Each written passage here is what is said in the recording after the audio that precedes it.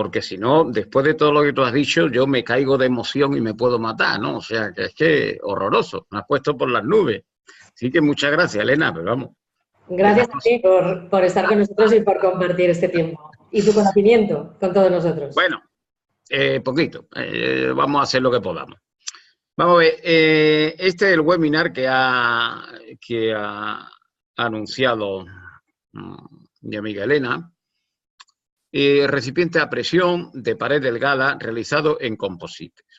Ese era el título inicial, yo le he puesto un 1 detrás, porque hay mucha más documentación y entonces me gustaría que enfocáramos este webinar como la primera parte de una serie que yo voy a ver si puedo hacer 2 o 3 en fechas futuras, de manera que este sería el más simple para que se pueda ir entendiendo cómo funcionan las cosas. Bueno, ahí ya tenemos lo que nos ha presentado. Y lo primero que a mí me gusta siempre es reconocer el trabajo de la gente que me ha ayudado en este tipo de proyectos, ¿no? El primero, pues, el doctor Jesús Franco, del Grupo de Investigación y Desarrollo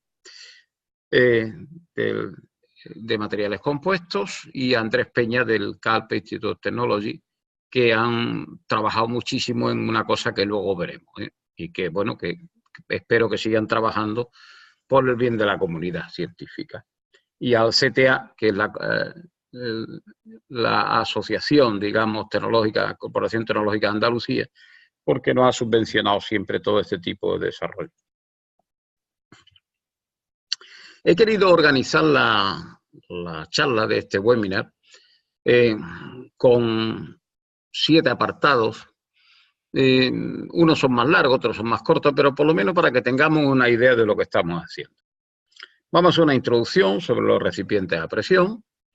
Vamos a ver el objetivo que nos planteamos en este webinar. Después los recipientes de materiales compuestos, qué son, cómo funcionan.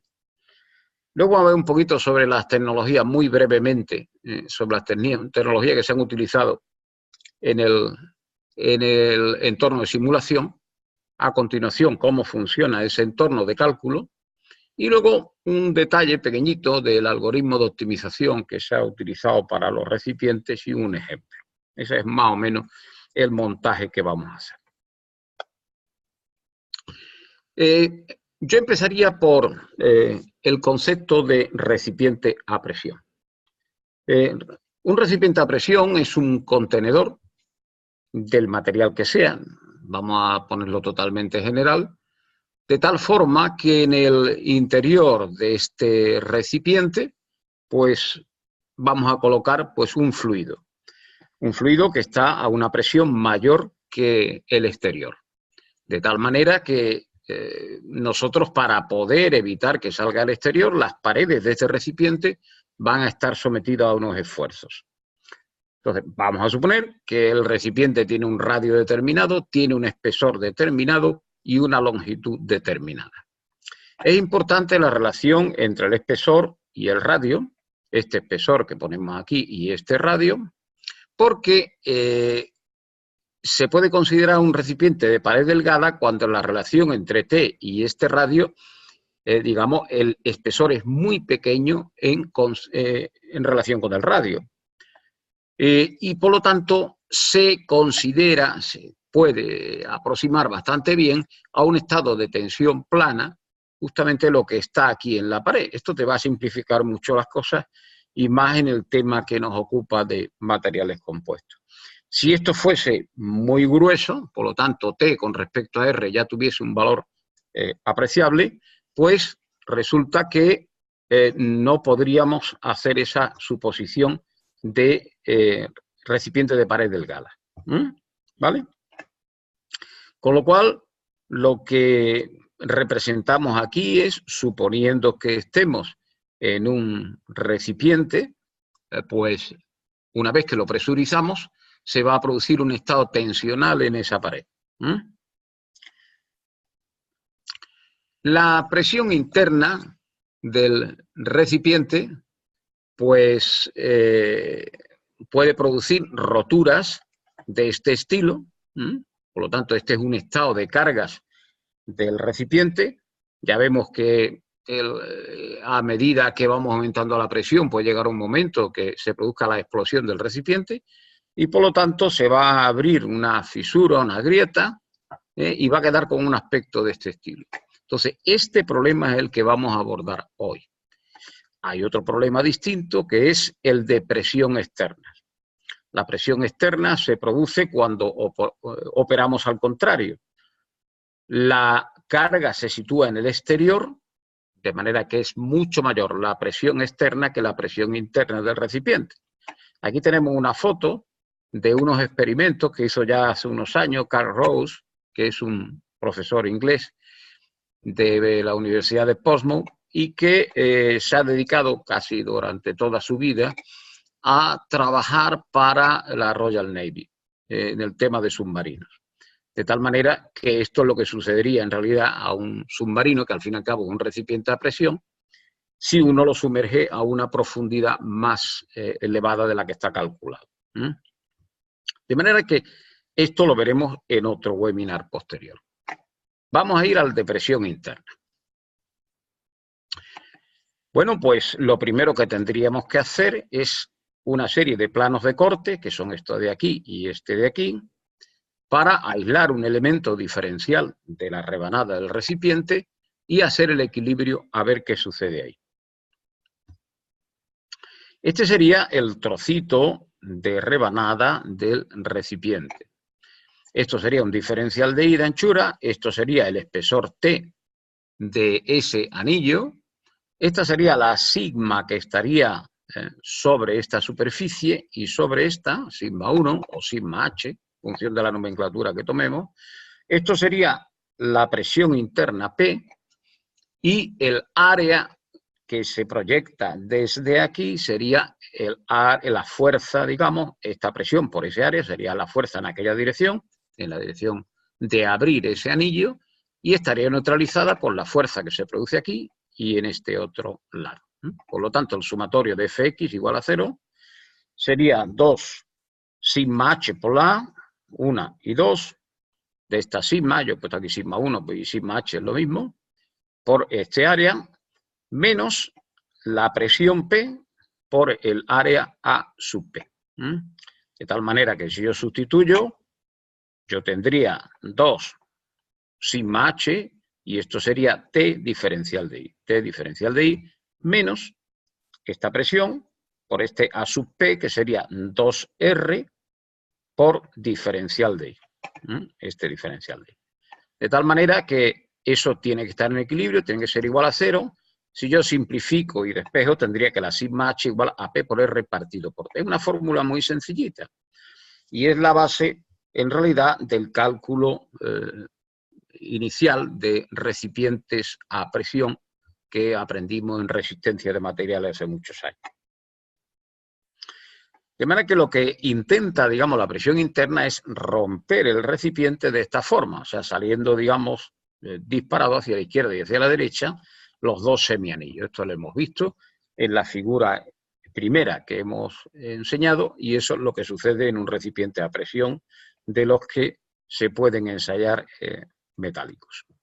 En la otra dirección, lo que opera es este área de alrededor, de este espesor T, este anillo que vemos aquí, es el que aguanta, digamos, la presión que se produce con P sobre la superficie de este círculo interno. De manera que ahí está el equilibrio sumatorio de F igual a 0 de la sigma sub A o sigma sub 2 por el área y por P por A sub B. Si nosotros sustituimos el valor de este área y el valor de este área, este sería el valor, el pi por R sub 0 cuadrado menos R2, sería el valor de este anillo. Esto sería pi R2, que sería el de todo este pistón que tenemos aquí.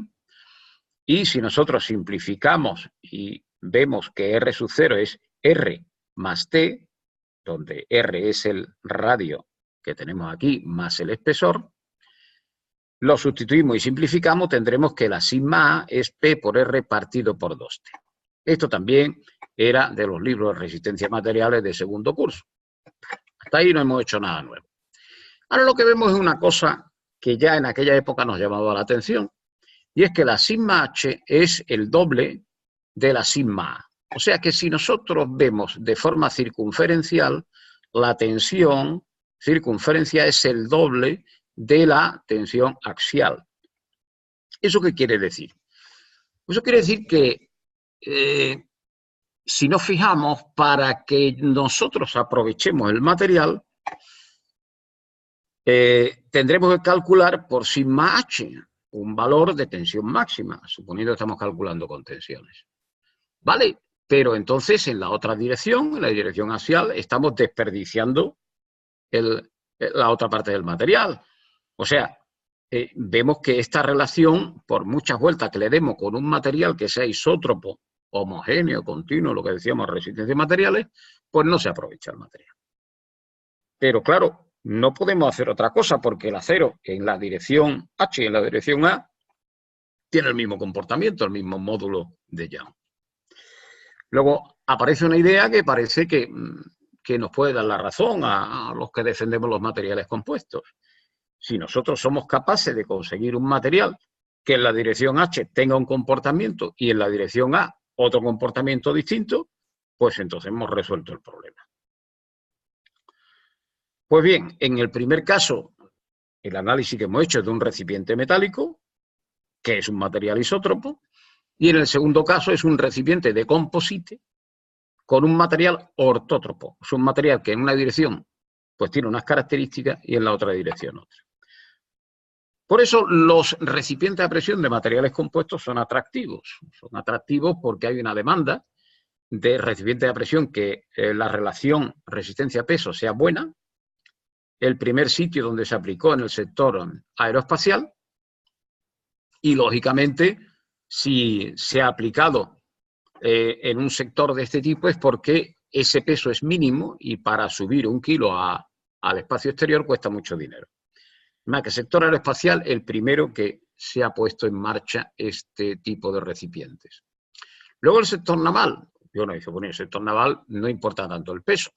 Bueno, no importa tanto el peso en los buques convencionales, pero en los buques de combate sí importa el peso. Y además importa que sean lo menos magnéticos posible. De manera que ahí se ha intentado, para la mayor maniobrabilidad, empezar a meter materiales compuestos, tanto en lo que son cascos como en lo que son equipos internos. No digamos los vehículos motorizados por gases. Ahora se está poniendo de moda el meter gas comprimido en cilindros para ponerlo encima en los autobuses urbanos para que utilicen gas natural. Quiere decir que necesitamos algo que pese poco para no cargar, digamos, excesivamente lo que es el peso muerto del autobús y, por lo tanto, pues tenemos otro campo de aplicación. Si nos vamos a la propulsión vía hidrógeno, pues también tenemos ahí una aplicación importante. En el ambiente marino, las plataformas marinas se utilizan para temas de amortiguadores. Y ¿eso por qué? Bueno, porque se podían hacer de acero, pues sí, se podían hacer, pero como están en contacto con el agua de mar, que es bastante corrosiva, pues los materiales compuestos tienen ventaja. Y en el tema de petroquímica, que es donde quizá menos se ha desarrollado este tipo de recipientes, también están lentamente entrando los mismos. Ahí donde nos movemos nosotros más y por lo tanto donde podemos dar quizá unas opiniones más fundadas de lo que sucede. Pues bien, hay un código, el código ASME, de la American Society of Mechanical Engineers, que es un código que se inició en Estados Unidos a finales del siglo XIX, principios del XX, por la mortandad que había en cuanto a accidentes sobre explosiones de calderas. De manera que se pusieron de acuerdo porque aquello iban a morir muchísimas más personas que en la guerra con los indios y cosas de esta por el estilo. Y bueno, empezaron con un código muy pequeñito y hoy es un código que tiene un volumen tremendo. Cualquiera que quiera pasarse por la página de ASME y vea los volúmenes que tienen los códigos actualmente, podrán darse cuenta el trabajo que se ha hecho en un siglo y pico que lleva funcionando esto. Es un código de una repercusión tremenda a nivel internacional, en la industria petroquímica y en energética, y entonces pues ahí nos hemos querido situar nosotros a la hora de calcular este tipo de recipientes. Bueno, pues vamos a ver el objetivo que nos planteamos. El objetivo que nos planteamos hace ya tiempo es crear un entorno para el diseño de recipientes a presión en material compuesto que esté basado precisamente en el código ASME sección 10. Esto es importante por la sencilla razón de que al ser un código estandarizado va a permitir, si conseguimos que se vayan calculando más recipientes de este tipo, es que estén garantizados de alguna manera por el respaldo del código y se puedan comercializar. Que es importante el respaldo de un código a la hora de realizar algún tipo de cálculo de esto. Y luego hemos pensado que lo interesante es optimizar el diseño, de manera que hemos incorporado un optimizador a este cálculo, a este algoritmo de cálculo. Hoy día, para poder realizar cualquier tipo de programa, bueno, pues todo el mundo está buscando que sea basado en la web, de manera que tenga escalabilidad, portabilidad, sea fácil de mantener, se manejen bastante bien los controles de acceso, la gestión de licencia, la accesibilidad y la evolución hacia temas, por ejemplo, como la app y tal. De manera que, bueno, eso fue idea de la gente de informática del instituto y del grupo de investigación, que los hay también allí con bastantes conocimientos, y bueno, los dejamos hacer este tipo de cosas, que es lo que les gusta a ellos. Vamos a introducirnos un poquito ahora ya en los recipientes de material compuesto. Y antes vamos a ver qué evolución han tenido los recipientes de material compuesto con respecto a los metálicos. Tienen ustedes ahí en la transparencia, en el slide, tienen un posible tipo de recipiente en el cual pues se ve una cosa muy sencilla. Este recipiente de aquí es el tipo 1. Pues bien, el tipo 1 es este, está hecho todo de metal. De tal manera que es el recipiente típico que habrán visto ustedes, que llevan los soldadores, se llevan en muchos hospitales, de gases, etc. Que es un cilindro robusto, duradero, pero muy pesado. A alguien se le ocurrió la idea en un momento determinado de que si este recipiente en la dirección radial no podía resistir más de una presión determinada, pues forrarlo con un composite, de tal manera que se refuerza precisamente la dirección sigma H y se equilibra lo que resiste en esta dirección con respecto a lo que resiste en la dirección longitudinal. Eso fue un primer paso. Además que hay una parte de metal y una parte de composite. Luego se pensó que, bueno, también se podía arreglar un poco el tema de las cabezas, por aquello de las aperturas, etcétera, y se continuó dándole composite también a lo que son las cabezas semiesféricas. Al fin y al cabo se acabó convirtiendo esto en un liner más fino ya que los recipientes iniciales de acero y recubierto de composite. Es una cosa mixta, se ha utilizado mucho y se sigue utilizando. Sin embargo, el contenido de metal, este metal que hay aquí, cuando hay problemas de fatiga, pues puede presentar problemas. ¿Y qué pasa? Bueno, y fragilidad, en fin, una serie de historias. ¿Qué pasó? Bueno, pues que a alguien se le ocurrió decir, bueno, vamos a quitar el metal. Fijaros que hemos partido aquí de un recipiente metálico, del 1. Del 3 al 4 desapareció la componente metálica y apareció pues un liner plástico que sirve para poder colocar alrededor todo el composite. Y por último ya, el 5, desaparece todo y todo es de composite. Luego, fijaros que desde el tipo 1 al tipo 5 hay una evolución del diseño y también hay una evolución de los conocimientos de cómo funciona todo esto. El aspecto que tienen los recipientes de material compuesto, si nosotros lo vemos por el exterior, veríamos unas botellas, así como si fueran de carbono, pues muy negras por fuera, tal, con las cabezas.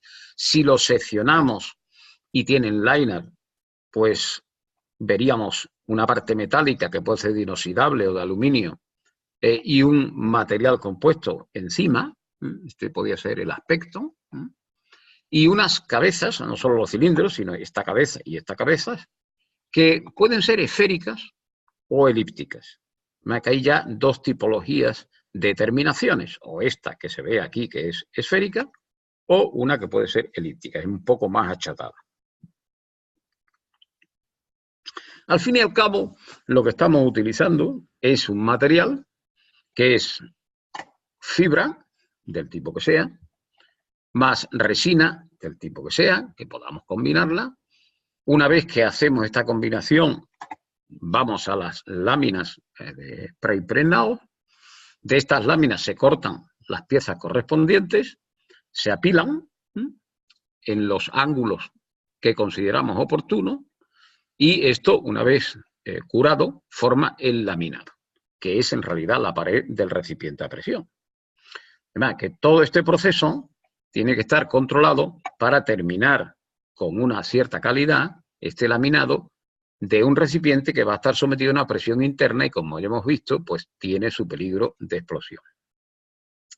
Este sería el aspecto que tendría un pequeño recipiente de material compuesto hecho con una técnica que es muy común, que se denomina filament winding. Filament winding es quizá de las cosas que más baratas han salido para fabricar recipientes a presión.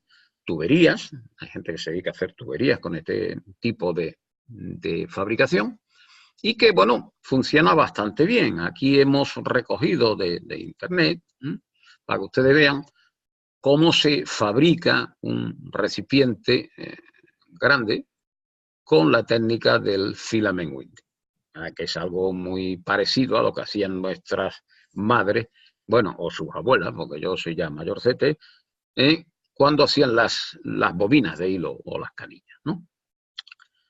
Y hay otra técnica que se está empleando ahora bastante y que es más flexible, digamos, desde el punto de vista de disposición de material, que es el fiber placement. Aquí tienen ustedes haciendo una cabeza con fiber placement.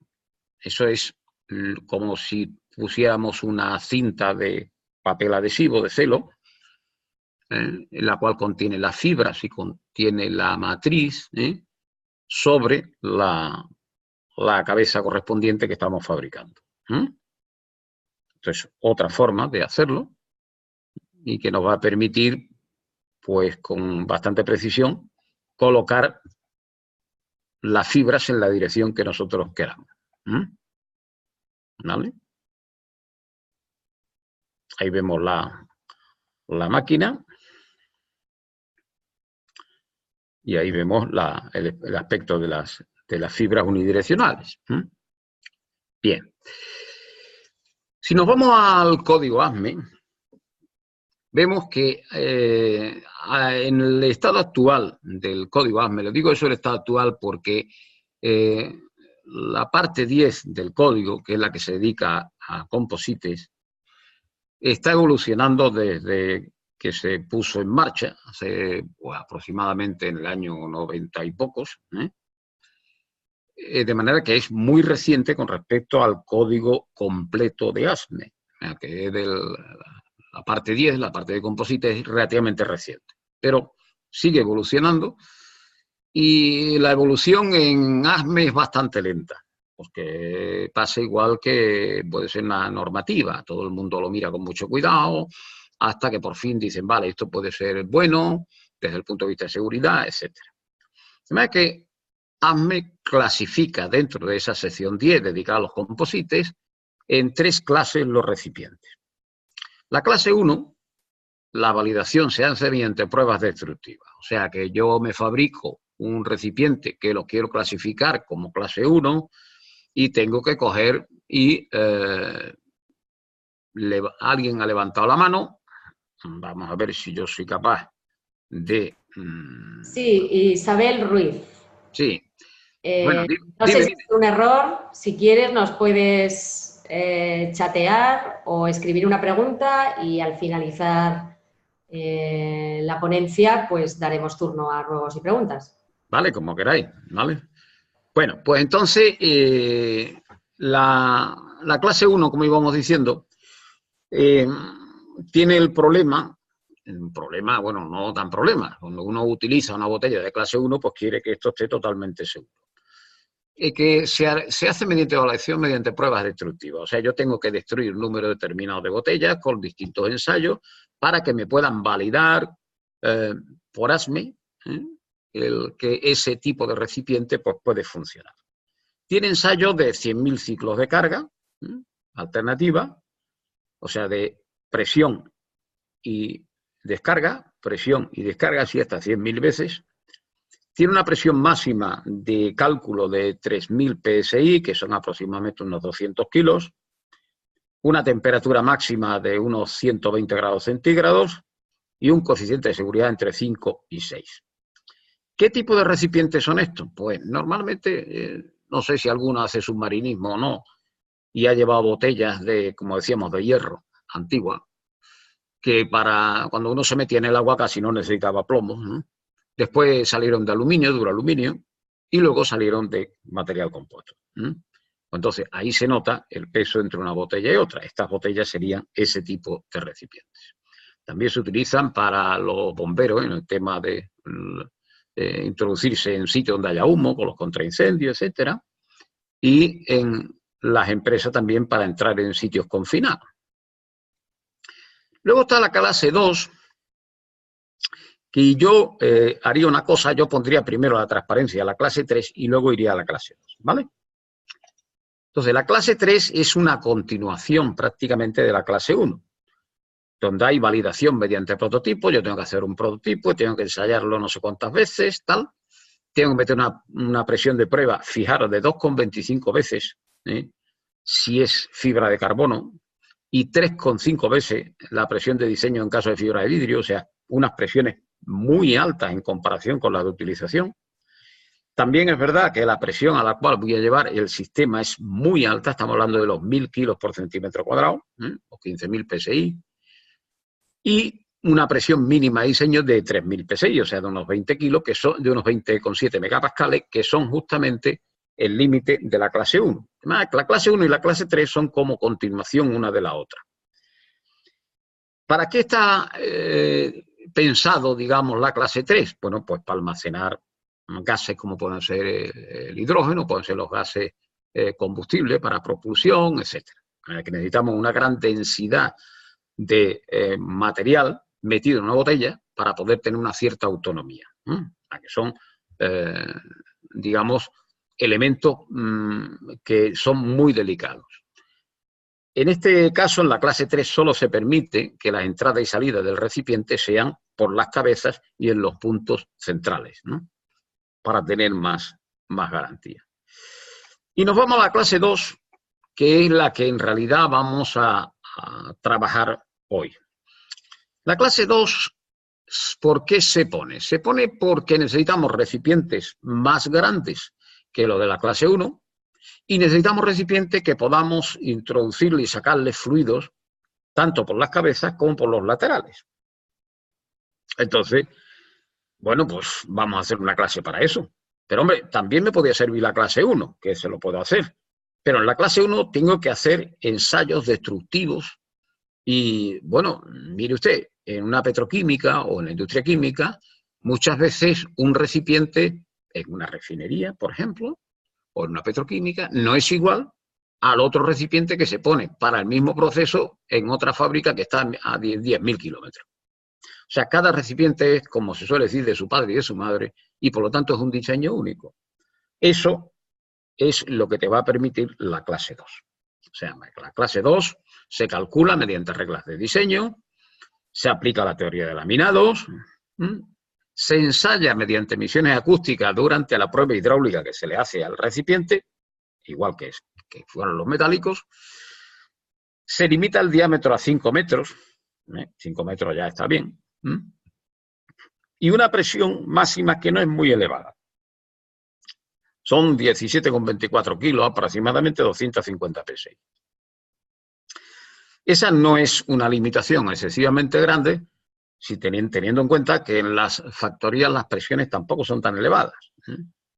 Lo único que sucede es que por la temperatura sí estamos bastante limitados. La temperatura máxima de diseño son 120 grados centígrados. Y ahí sí está limitado el recipiente de composite. Y los coeficientes de seguridad son entre 5 y 10. Si nos fijamos la transparencia siguiente, tenemos aquí el P por D. Esta gráfica, si alguno de ustedes trabajan con recipiente a presión, el reglamento de recipiente a presión te hace una clasificación parecida, de tal manera que no te puedes salir de este área si quieres calcular con la clase 2.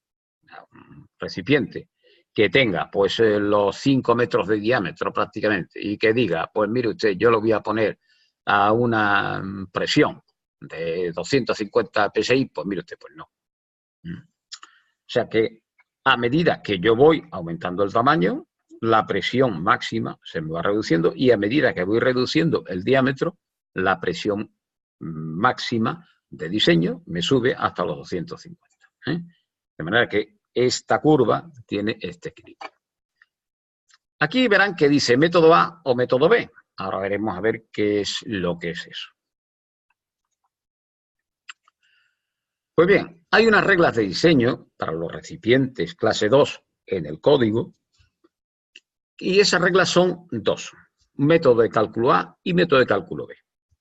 Hoy vamos a ver el método de cálculo A porque es el más sencillito y en el próximo webinar veremos el método B, que es un método más avanzado y que se utilizan unos criterios de fallo pues, más complicados.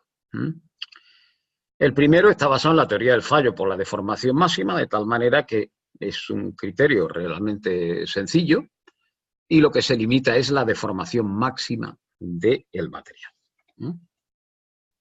Concretamente, las reglas con el método A, pues este cuerpo cilíndrico bajo presión interna, en la dirección longitudinal el espesor es T, P por R es la presión por el radio del recipiente y S1 es el módulo de Young en esa dirección y el 0,001 en realidad, si ustedes se fijan, es la deformación máxima. Más que si lo multiplica por E, tendría la sigma, esta sigma la pasa aquí y esta D la pasa aquí, tendríamos la fórmula que había inicialmente cuando calculábamos una resistencia material inicialmente, pues todo aquello de las direcciones longitudinales y circunferenciales. Claro, ¿qué es lo que sucede? Que aquí, si se fijan, ya tenemos para la circunferencial algo similar, el 2 este que se afectaba antiguamente también, pero aquí tenemos E sub 2 y aquí E sub 1. Quiere decir que se consigue con el material ortótropo obviar el problema que había de aprovechamiento del material en una dirección y en otra. De manera que este y esta dirección van a trabajar con módulos distintos. Como yo puedo fabricar el material compuesto con un S1 y un S2, puedo organizarme las cosas de tal manera que aproveche totalmente el peso del material que voy a colocar allí. Así que de manera que es uno módulo en la dirección del eje del cilindro y otro en la dirección circunferencial del cilindro. Las cabezas. Las cabezas, si son helizoidales o semiesféricas, la diferencia está en este término de aquí. Las helizoidales se considera aquí el D, el diámetro de la cabeza, de la parte del cilindro prácticamente, y en la semiesférica el radio de la esfera de la cabeza. Y a continuación vamos a ver qué tecnología hemos utilizado. Esto lo vamos a pasar muy rapidito, de manera que las tecnologías que hemos utilizado se van a describir en 3 transparencias. El optimizador que está en un servicio virtualizado, un optimizador que está aquí en un sitio, en un servidor. En otro servidor están los cálculos según ASME 10. Hay veces que esto está en el mismo sitio. Otro es la base de datos de todos los materiales, etcétera, que nos vayan suministrando y que nosotros lo vamos a ir almacenando. Y otra parte es el equipo donde vamos a calcular visualmente, digamos, vamos a trabajar visualmente con nuestro puesto de trabajo y con una pequeña base de datos local donde vamos a almacenar los diseños que vayamos haciendo. Y este es el cliente de gestión. Lo que se ha utilizado para todo esto es toda la serie de herramientas de Java. El desarrollo del cliente ha sido en Java y Java 3D, la herramienta de despliegue Java WebStar, el desarrollo del servidor también está en Java, los servidores de aplicaciones son GlassFish y la base de datos es Postgre y la base pequeñita de datos es SQLite. Y el intercambio de información desde el cliente, o sea, desde la máquina que usted tiene en lo alto de su despacho hasta los servidores es por XML y XML más HTML. O sea que esto está todo de acuerdo con la web. Ahora vamos a ver el entorno de simulación. O sea, cómo simulamos nosotros un recipiente de acuerdo al código ASME 10, un recipiente tipo 2, con el modelo de cálculo A, que era lo que íbamos a ver hoy. Pues lo primero que tenemos que ver es que tenemos la parte del material, donde hay editores de fibra, editor de matrices, por si se quieren hacer juegos de una cosa y de otra, pero lo más importante son las láminas, el editor de láminas. Nosotros tenemos una base de datos con las distintas láminas que vamos creando y una base de datos con los distintos laminados que se pueden construir. Por ejemplo, este es el editor de fibras. Vamos a ir rápido, pues son unos cuartos ya. Este es el editor de matrices. Este es el editor de láminas, donde cada una de las láminas tiene su nombre, tiene la descripción, tiene sus módulos y tiene todos sus datos. Hay un módulo también de micromecánica, para si nosotros queremos organizarnos una lámina, en teoría, sin que esté garantizada por nadie, sino que nosotros la podemos montar. Y hay un editor de laminados. Si os fijáis, en este editor de laminados está la capa, el nombre de la lámina, el espesor de la lámina, los ángulos y la fecha en la cual se ha modificado ese laminado. Un módulo de macro y un editor de recipientes. Esto sería un recipiente a presión, tal como lo podríamos ver, con una cabeza, un cuerpo, la otra cabeza y unas tubuladuras. Ahí lo vemos.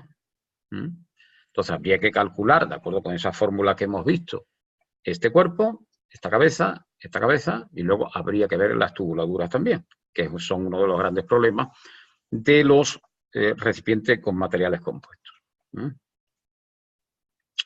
Una vez que se termina de hacer el recipiente, de calcular el recipiente y comprobarlo, saque un informe de resultados, de tal manera que nosotros podemos volcarlo en cualquier sitio para ver cómo se ha comportado y dar un informe sobre eso.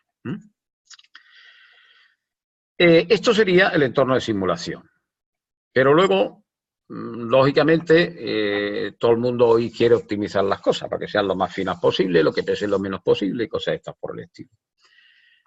De manera que, en un principio, hay que ver si nosotros vamos a calcular según métodos clásicos o métodos metaheurísticos, que son los que están de moda ahora. Los métodos clásicos, pues lo de siempre. Nosotros cuando hemos hecho álgebra de primero en tiempos inmemoriales, lo que hacíamos es coger la función y si queríamos ver un mínimo, la derivábamos con respecto a la variable y, bueno, veíamos si había un punto de tangente horizontal, por lo tanto la derivada era 0, y luego veíamos si la derivada segunda, pues era máximo, mínimo, punto de inflexión. O sea que necesitamos la función f de x, en este caso, que fuera continua, derivable, etcétera, etcétera. Y necesitamos la derivada, que es esta de aquí. Aquí lo tenemos con respecto a una variable, pero cuando optimizamos, el vector de diseño puede tener 10, 15, 12 variables o más. Por lo tanto, el vector de diseño es x y, bueno, hay que derivar con respecto a x1, x2, x3, tal y cual. Esto es el gradiente. Y la derivada segunda, pues sería la derivada de esto, que sería el hessiano. Esto tiene problemas, lógicamente. El hessiano no se utiliza casi nunca porque da muchísimos problemas y se utiliza prácticamente para optimizar lo que es el gradiente y una serie de variaciones de los procedimientos que se aproximan a la derivada segunda. ¿Y los métodos metaheurísticos cuáles son?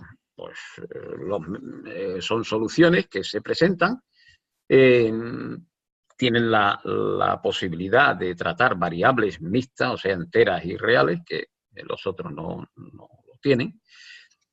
Y luego, los primeros que todo el mundo se acuerda, por aquello de que fueron muy llamativos, fueron los algoritmos genéticos, y luego han venido muchísimos más. Nosotros hemos utilizado en este caso un TLBO que desarrolló Rao hace ya unos años, modificado, para poder optimizar los recipientes de material compuesto. Y bueno, la heurística del TLBO es que inicialmente pues, hay un aula con L alumnos, después los alumnos cursan una serie de asignaturas, después se considera al profesor como el mejor alumno y después se establece un ciclo de intercambio de conocimiento en fase de profesor, de manera que el profesor va mejorando cada uno de los alumnos que le va transmitiendo el conocimiento. Luego, en la fase de los alumnos mejoran por transmisión entre ellos. Si os fijáis, es cómo se produce en realidad la enseñanza en la universidad prácticamente. Y luego se elige un nuevo profesor y se repite n veces el proceso. Esto algorítmicamente se organiza mediante un diseño nuevo, es el diseño antiguo más una diferencia media. Y esa diferencia media es función de las medias correspondientes a un paso y otro, y con un coeficiente que varía aleatoriamente. De tal manera que si x1 es mejor que x sub j, bueno, pues venimos por aquí y es la diferencia entre x1 y x sub j con un número aleatorio entre 0 y 1 lo que nos da el nuevo diseño, y si no, se hace al revés.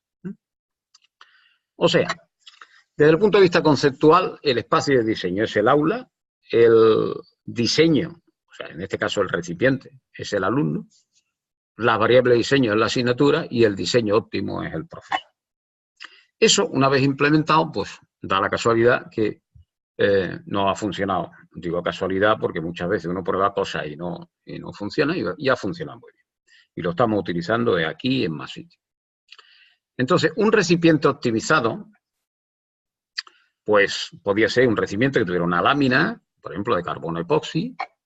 Esa lámina tuviera pues un espesor de 0,006 pulgadas. La lámina, no lámina, lámina. Después la longitud del recipiente entre 50 y 100 pulgadas, el diámetro entre 15 y 50, cabeza elíptica, los espesores de la cabeza entre 0,01 y 1 pulgada, un espesor del cuerpo entre 0,01 y 1, una longitud del cuerpo entre 50 y 100, un volumen mínimo de 94.000 pulgadas cúbicas y una presión interna de 50 psi. Y uno dice, bueno, ¿y todo esto para qué?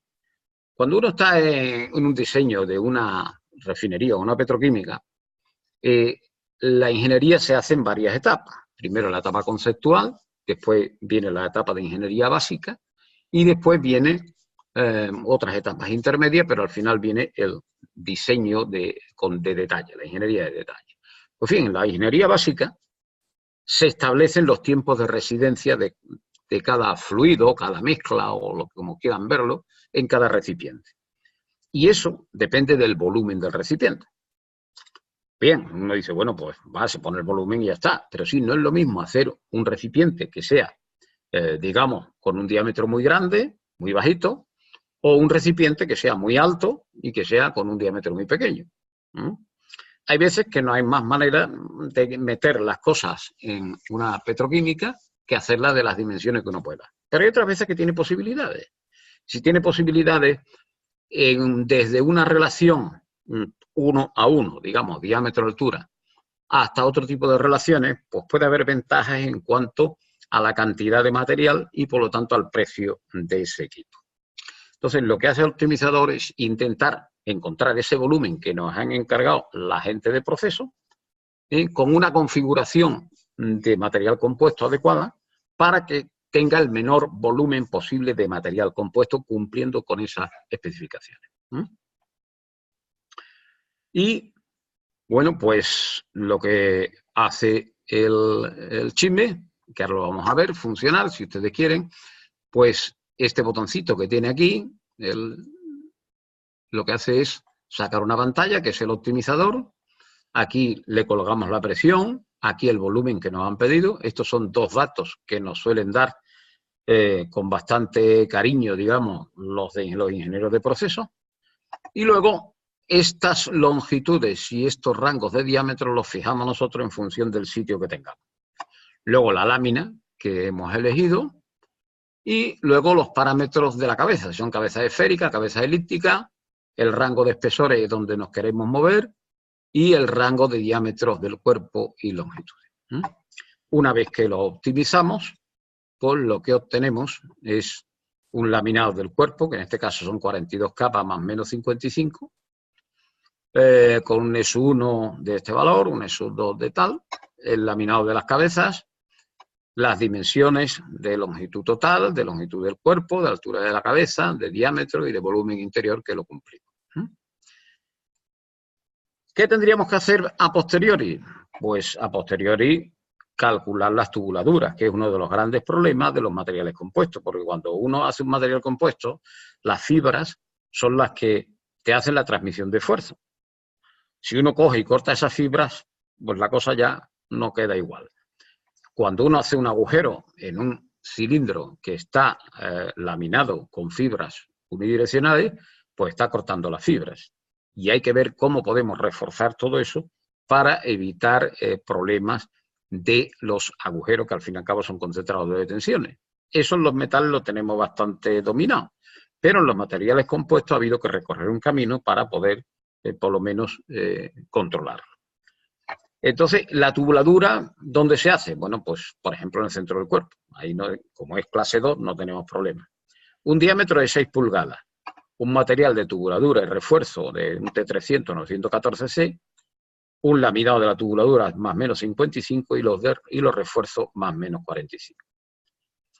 Estas dimensiones que vemos aquí están tipificadas en el código de tal manera que son función de la presión, de radio, de F, que es un factor de seguridad que está sobre 10 aproximadamente, y del cortante correspondiente del módulo cortante, porque lo que intenta de alguna manera es cuando yo cojo y hago presión, no me salga disparada, digamos, esta pieza con respecto al recipiente, ni el recipiente se abra. De manera que tenemos la L sub B, la L sub P, que es esta de aquí, ¿no? La T sub B, que es esta de aquí, y la T sub P, que es esta de aquí. De manera que todas estas dimensiones están calculadas en función de qué es lo que tenemos por ahí de los materiales, etc. Yo entonces pasaría al módulo de tubuladuras, que lo tengo ahí, que es este, en el cual tendría que elegir qué tipo de tubuladura voy a utilizar, si con penetración o sin penetración, y también si le voy a poner refuerzos o no le voy a poner refuerzos. Puedo comprobarlo y puedo ver si tengo que aumentar espesores o tengo que hacer otra cosa. Al final, una vez que lo calculo, tengo el laminado de la tubuladura, el laminado del refuerzo de la tubuladura y el laminado del refuerzo de recipiente, el parche. Con lo cual ya tenemos todo completado. Y ahora, bueno, yo agradecer la asistencia a este webinar, pero además, si ustedes me lo permiten, bueno, o si hay algunas preguntas o lo que sea, las podemos responder mediante el programa. Y como tenemos todavía tiempo, hemos terminado 5 minutos antes de la cuenta, pues estupendo.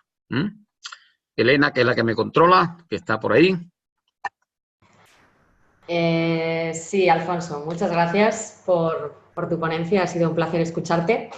Y como bien decías, pues abrimos el turno de preguntas y respuestas para todas las cuestiones que se os ocurran, que tenéis a vuestra disposición a Alfonso, que seguro que os las contesta rápidamente.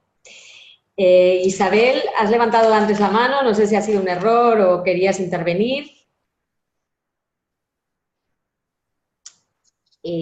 Bueno, sabéis que tenéis dos opciones, podéis utilizar el chat o las preguntas y respuestas.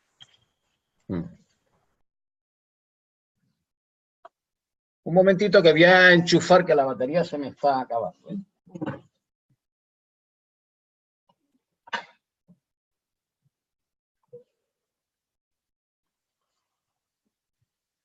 Ya estoy aquí otra vez.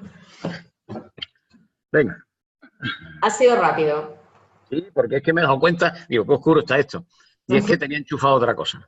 Dime. Muy bien. Pues tenemos una pregunta Sí. que dice, la investigación en recipientes a presión en materiales compuestos, ¿cuáles podrían ser los próximos desarrollos? Bueno, en materiales compuestos, en recipiente a presión, se están haciendo muchas cosas. Parece que es un campo como menor, que se tiene ahí un poco olvidado, pero los desarrollos vienen precisamente forzados por la necesidad de aumentar las presiones en los recipientes de almacenamiento de gas y de hidrógeno para los desarrollos que se están haciendo en automoción.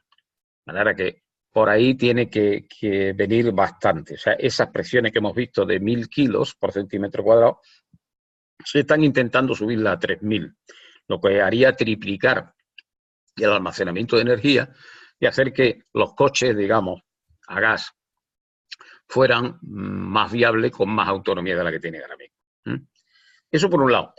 Por otro lado, yo creo que en el futuro se va a seguir investigando en el problema que todavía no hemos visto, que lo veremos en un próximo webinar, que es la presión exterior. La presión exterior, los submarinos están sometidos a presión exterior. Hay estudios en los cuales se demuestra que hacer los submarinos de material compuesto sería una ventaja evidente a la hora de realizar inversiones más profundas y con menos problemas. De manera que yo creo que esos son dos campos que van a estar muy al día en este asunto. Muy bien.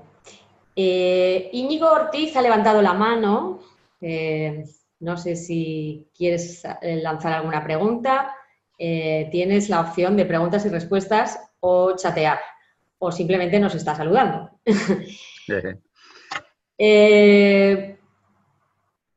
Tenemos otro espectador anónimo que dice: ¿el software CIT Composite dispone de versión de prueba? Es decir, que bueno, parece que, sí, que tu software tiene algún interés. Bueno, si hay interés en el software, yo voy a decir ahora mismo el estado en que está. Estamos probando. Y yo creo que de aquí a poco tiempo, porque falta una cosa ahí por montar, que es la gestión de usuarios.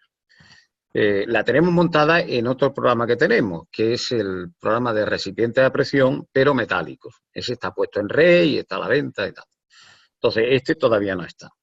Pero en el momento que esté, pues yo lo que me gustaría es que Elena guardara todos los nombres de los que han asistido al webinar y se les mandara un correo diciendo que está disponible y se lo pondríamos para que jugaran con él y nos ayudaran a terminar de desarrollarlo.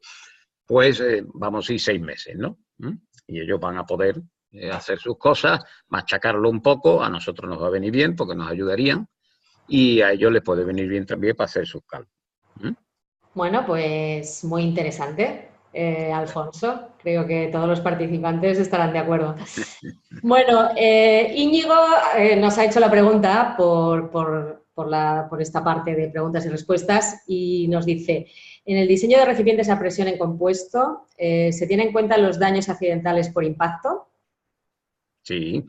Vamos a ver. El código, si os fijáis en una de las partes que tiene, cuando dice, me parece que era lo he puesto en una de las transparencias, vamos a ver si yo la tengo por aquí. Vamos a ver, voy a ponerlo esto aquí al lado. Validación mediante pruebas destructivas. O sea, lo que se hace es hacerle por el recipiente todas las barbaridades, la vida ahí por haber, todos los daños correspondientes que tiene que resistir. Y están especificados en el código. Y cuando nos vamos al tipo 3, también. En el tipo 2, curiosamente, lo único que se le pide es que cuando esté realizando la prueba hidráulica, pues anotes y registres las emisiones acústicas durante esa prueba hidráulica. Eso es un ensayo que se hace, se ponen unos sensores y se ve cómo va funcionando el material, en el caso 2. Ahora, en el caso 1 y el caso 3, pues efectivamente hay de todos los tipos. O sea, se le tira no sé qué, hay un péndulo, en fin, hay montones de ensayos que tienen que pasar, lógicamente. O sea, que sí se contempla. Lo que no se contempla es decir, este recipiente con este daño, ¿qué le pasa? Eso el código no lo contempla así. Lo contempla ensayándolo. De acuerdo. Íñigo añade una segunda pregunta que dice así: ¿cómo se realiza la unión de la cabeza al cilindro en las dos metodologías de fabricación mencionadas? Sí. En el filament winding, la mayoría de las veces no se hace como yo lo he puesto ahí en la transparencia, sino al mismo tiempo se lamina la cabeza y se lamina el cuerpo. Lo único que pasa es que después hay que darle una capa a 90 grados, o intermedio, se van introduciendo capas a 90 grados para permitir que efectivamente ese anillo que hemos dicho que es donde iba a tener la máxima posibilidad de abrirse, pues tenga más resistencia. Pero claro, eso introduce problemas. En los recipientes muy grandes lo que se hace es, o se pone una brida cuando termina el cilindro y se hace una cabeza con una brida y se cosen, o bien se hace un pegado. No sé si tengo por aquí un momentito, que a lo mejor tengo algo, un momento. Vamos a ver si yo por casualidad tengo por aquí algo, o no lo tengo. ¿Vale? No, este de aquí. Vamos a ver. Sí, mira. Aquí no sé si lo veis en la pantalla. Este es un ejemplo de cómo se conseguiría unir una cabeza con un cuerpo. Esta sería la cabeza. Perdona, Alfonso, no lo estamos viendo Entonces, ¿qué es? Ponencia. Tendrías que salir de aquí del PowerPoint. Sí, espérate, y salgo del PowerPoint, espera. Salgo del PowerPoint, Cataclock. Vale. Bien. Se ha detenido la función compartir pantalla. Tienes que darle otra vez a compartir pantalla. Compartir pantalla, venga. Escritorio. Bueno, mira, aquí tengo. Aquí está, me parece. Compartir pantalla. ¿Aquí? ¿Se ve ahora? Sí. Vale. Bueno, pues esta sería la cabeza del recipiente. Este sería el cuerpo. Y entonces se hace la unión también mediante láminas que se colocan para poder unir esta pieza con esta. También se coloca una lámina interna para evitar que el fluido que esté aquí penetre por digamos, este huequecito que puede quedar y pueda entrar por aquí, ¿no? De manera que hay toda una técnica para poder unir sin brida el cuerpo con la cabeza. Esto es del código, vamos, que no es... No sé si eso aclara el tema. Bueno, pues Íñigo nos contestará si quiere añadir alguna cuestión más. Tenemos más preguntas por parte de Faustino Mujica. Hombre, Faustino, muy buena. Te pregunta, ¿cuál es la presión máxima en depósitos de fibra de carbono? El código lo que te dice es que los depósitos de tipo 2 no te hace distinción entre uno y otro. sino que tienes que diseñarlo, si es tipo 2, de acuerdo con esta superficie. Aunque sea de fibra de carbono o sea de lo que sea, si es tipo 2, no te dejan superar los 250 PSI, o sea, 17 kilos y pico. Y todo eso dentro de un diámetro, lógico, que si vamos a unidades, digamos, nuestras, pues sería pues 1,5 metros. Si nosotros queremos ir a más diámetro, te limitan, y al tope que digamos son 4 metros y pico, casi 5, pues no puedes pasar de 70 PSI. Independientemente. O sea que distinto ya sería que tú cojas y digas, no, yo voy a hacer recipientes tipo 3, de clase 3, o recipientes clase 1. ¿Vale? De acuerdo. Bueno, Íñigo Ortiz nos comenta que lo ha entendido perfectamente, que muchas gracias por tu respuesta. ¿Vale? Seguimos. Joel Jurado dice así: gracias, Alfonso, por la presentación. Entiendo que la variable objetivo es número de capas de un determinado laminado definido. Correcto. Correcto. ¿También la participación volumétrica de fibras? Sí, lo que se optimiza, digamos, es el número de capas y al fin y al cabo le estamos dando a cada capa el mismo espesor, lo que quiere decir que estamos optimizando la cantidad de material que estamos gastando en ese recipiente. Había una gráfica, voy a quitar esto, vamos a ver si puedo activar de nuevo los slides. Vamos a ver, creo que estaba por aquí. Tú me dices si se ve o no se ve, Sí. Se ve, ¿no? No, seguimos viendo lo otro, ¿no? Entonces vamos a ver que tengo que... A ver lo que hago. Abrir el PowerPoint. Ya he abierto el PowerPoint. Le voy a dar aquí, a ver. Compartir. Vale. ¿Se ve ahora? Sí. Sí, no, vale, bueno. Pues está por aquí. A ver si andamos por aquí. Lo teníamos. Bien. Aquí. Si os fijáis, pasa que era ya muy tarde y lo hemos pasado rápido. Pero esto es lo que hace el optimizador. O sea, que tiene aquí un volumen de material de todo el recipiente y él va aprobando de tal manera que va disminuyendo para que siga resistiendo y que además tenga la menor cantidad de material posible y lo deja en esta de aquí. De manera que ha bajado pues, de 190 y tantos a 145. ¿Eso qué quiere decir? O sea, que va a ser más barato. ¿Y a base de qué? Pues a base de jugar con el diámetro y con la altura del recipiente. Y con esas dos posibilidades, más luego el número de láminas, pues puedes conseguir un recipiente más barato. O sea, de menos peso, pero aparte de eso más barato. Bueno, ese punto es muy interesante, sobre todo para la industria.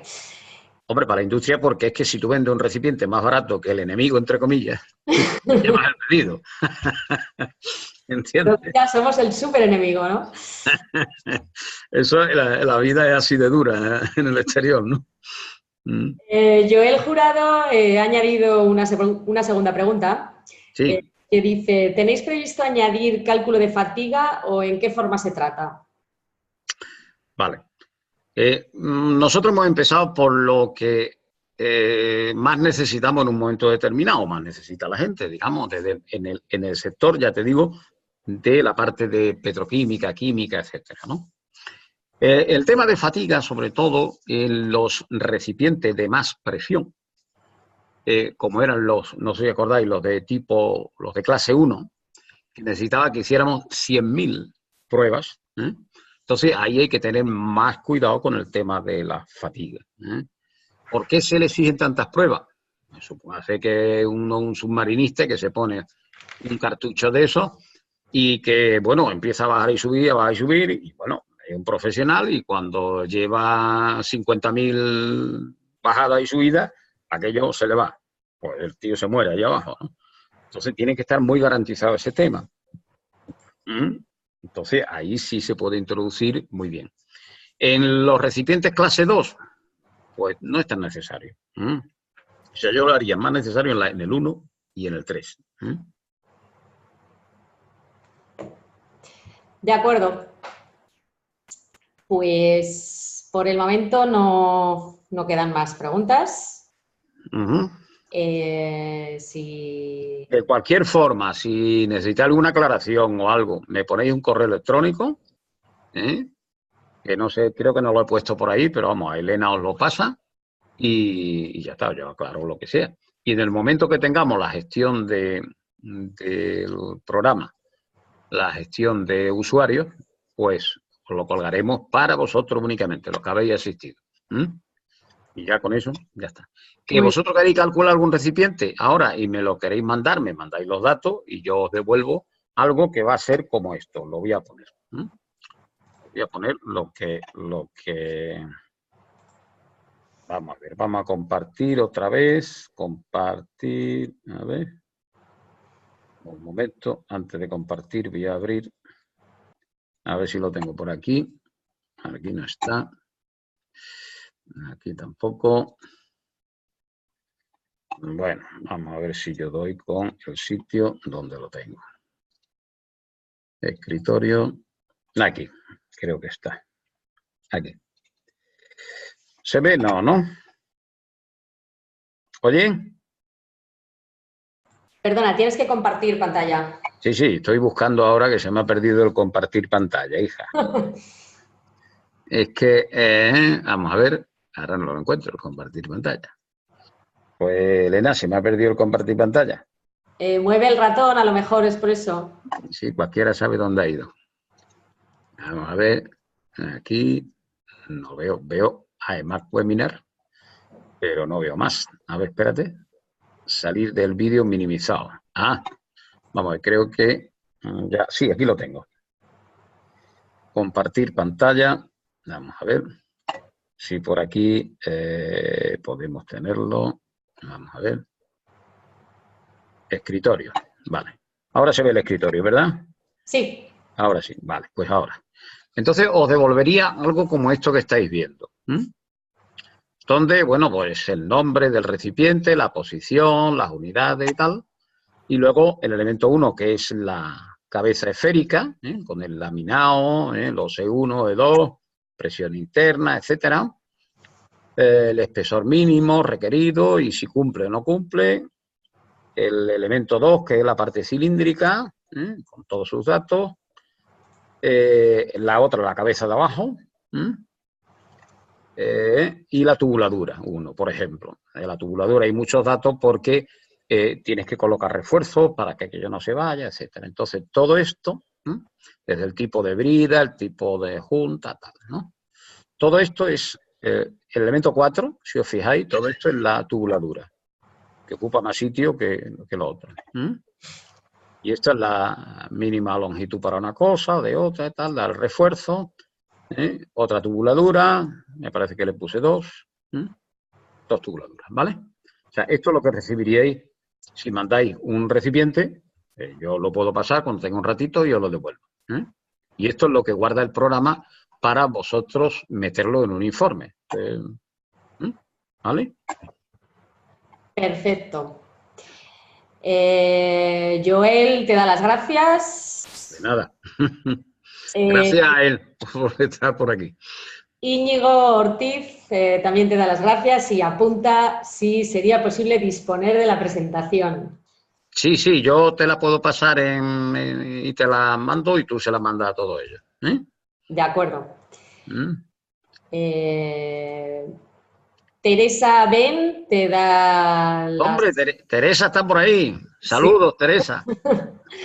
Te da muchas gracias por tus claras explicaciones. Sí, no, yo soy muy sencillito explicando. Yo no me meto en el lío. Y bueno, te saluda especialmente tras tu saludo. Vale, muy bien. Gracias. Pues si no tenéis más preguntas, lamentablemente tenemos que cerrar este tiempo con Alfonso, pero como ya nos ha dicho, va a haber segunda parte del webinar y tercera parte del webinar. Sí, bueno, la segunda sí, la tercera. Pero bueno, venga. Es que Elena es muy convincente. Entonces, bueno, pues agradecerte enormemente tu tiempo, Alfonso, y Vale. hayas compartido con nosotros un poquito de tu conocimiento. A todos vosotros, gracias por haber estado aquí. El espectador anónimo, que no nos quiere decir quién es, dice muchas gracias, Alfonso. Vale. Y Teresa Ben nos da gracias a EMAC por organizar el webinar. Como sabéis, tenemos más webinars y bueno, pues os invitamos al siguiente, que será el 17 de octubre. Lo impartirá Fernando Rodríguez Lence de FIDAM y bueno, pues hablaremos de composites termoplásticos. Muchas gracias a todos. Pablo Sánchez también te agradece, Alfonso, tu tiempo, Enrique Navarro y bueno, pues lo dicho, os esperamos en octubre en el siguiente webinar y por supuesto, si queréis compartir con nosotros el próximo 25 de septiembre la jornada de colaboración Empresa-Academia, pues estáis todos invitados. A través de nuestra web habréis recibido información y si no, en nuestra web la podéis encontrar.